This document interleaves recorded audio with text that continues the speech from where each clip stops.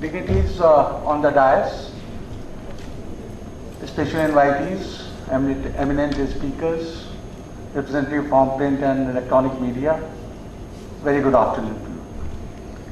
I must profusely thank Anuradha ji and IECCI for giving me this unique opportunity to participate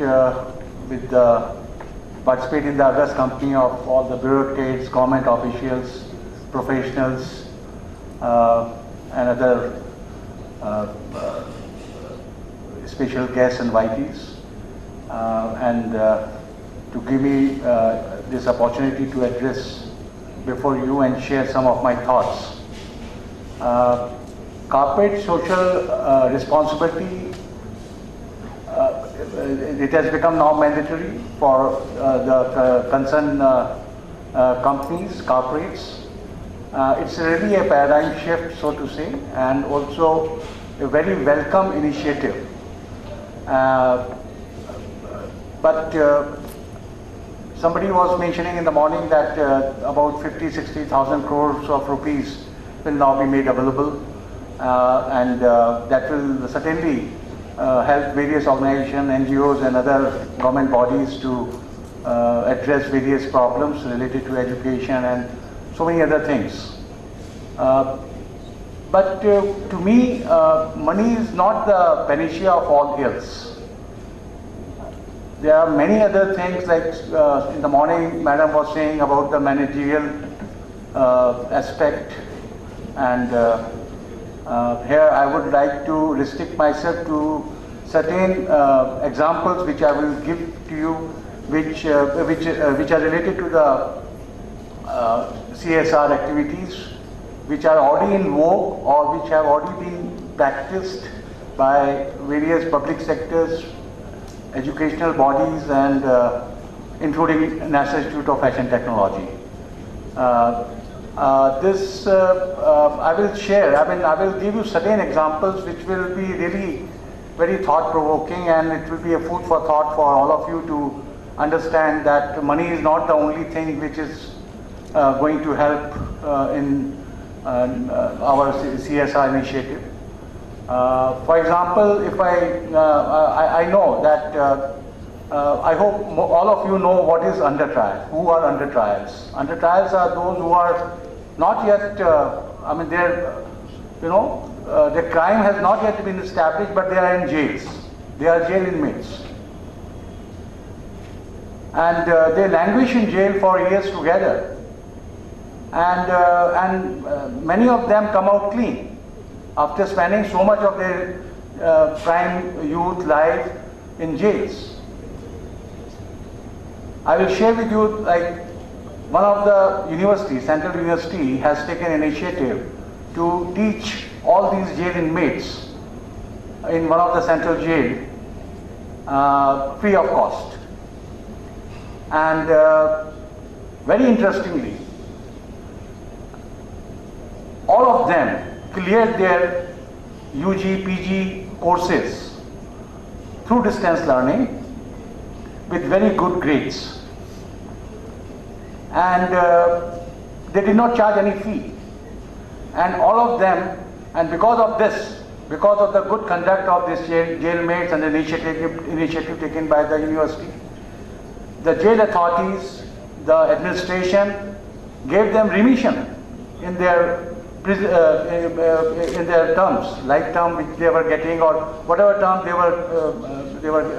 they were sentenced. They got remission for many years. So this is also, to me, this is also one of the CSR initiative which cannot be weighed in terms of money. There are many other initiatives which are taken, like for example, if you take Indira Gandhi National Open University, their courses are offered. They are offering hundreds and hundreds of courses at such a low cost. I mean, the fee they are charging is just meeting their, cost towards printing of material or towards, providing all the material for teaching and all this thing. You can do MBA in 21,000 rupees. I mean, I'm sure that they must be spending almost 15 to 20,000 rupees towards printing of material and giving them all that kind of help. So these are the initiatives, some of the universities. There are already public sectors like BHEL, which is already here, NTPC, Steel Authority, etc. Those organizations have set up their plants in far-flung areas, in green land and barren land and all that. And they give preference to the they have a son of the soil scheme.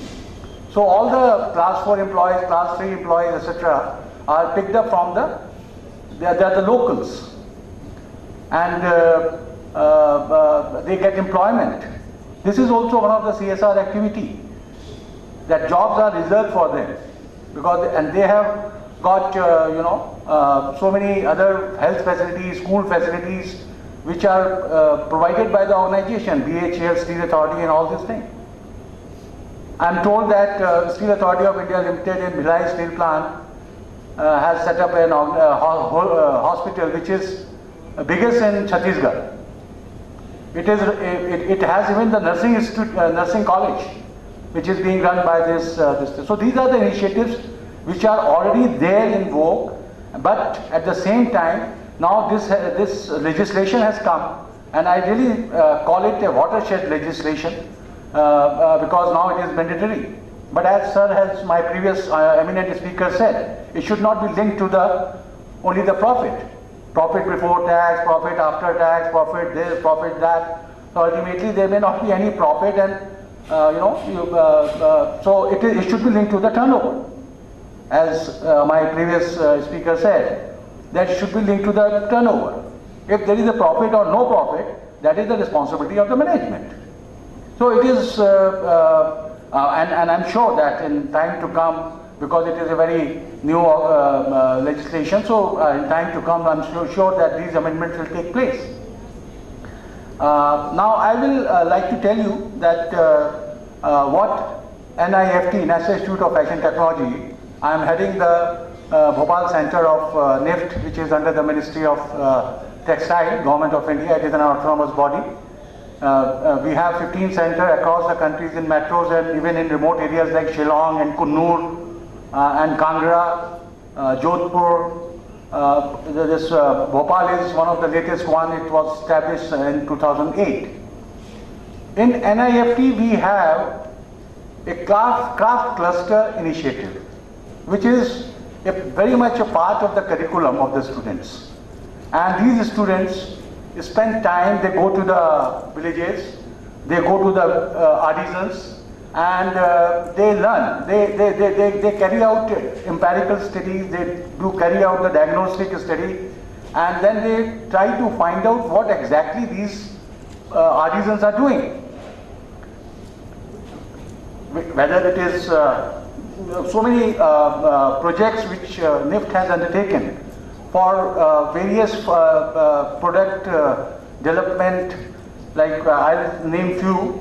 We have our projects are in Maheshwar, Astha, Ujjain, Chanderi, Budni, Betul, Jhabua. In all these places, our students go, spend weeks there, understand what exactly is being done, and even then they sit with them and then they tell them how to diversify their products.